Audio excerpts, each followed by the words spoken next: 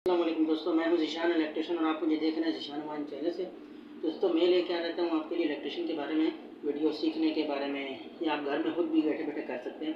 तो दोस्तों, अभी फ़िलहाल रमज़ान है तो इस वजह से वीडियो इतनी आ रही नहीं है, तो इंशाल्लाह रमज़ान के बाद कंटिन्यू वीडियो आया करेगी। लेकिन आज की जो मेरा टॉपिक है वो है LED लाइट। जब उसको चेंज करते हैं ना, तो किस तरह चेंज की जाती है, उसमें तारें होती हैं, कुछ थोड़ी सी समझाने की बात है। तो अभी मैं आपको लाइट दिखा के तो अभी आपको समझाऊंगा। तो दोस्तों, अगर ये हमारी वीडियो आपको अच्छी लगे तो हमारे इस चैनल को ज़रूर सब्सक्राइब कर देना, शुक्रिया।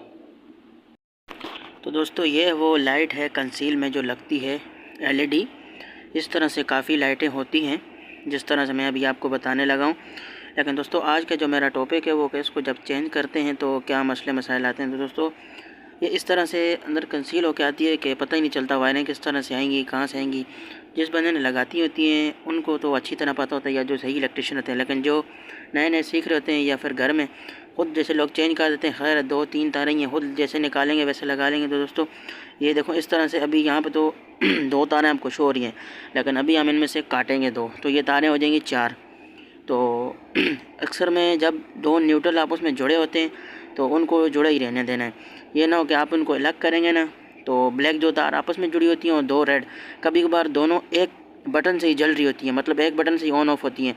और दूसरी बात, अगर आप बटन पे भरोसा नहीं करना कि अगर बटन ऑफ है तो आपको झटका नहीं लगेगा या करंट नहीं लग सकता। तो लोग दोस्तों के करंट जब वापस भी जाते हैं, अभी आप AC और DC का मतलब समझ लें कि करंट आके वापसी जाता है।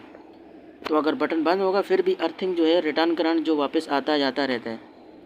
तो इस तरह से आपने जो ब्लैक की तार है वो आपने दोनों में से अलग नहीं करनी। तो दोस्तों, ये थी थोड़ी मेरी आज की वीडियो, क्योंकि रमज़ान है, वीडियो बनाने का टाइम नहीं मिलता। अगर वीडियो अच्छी लगे तो चैनल को सब्सक्राइब कर देना, शुक्रिया।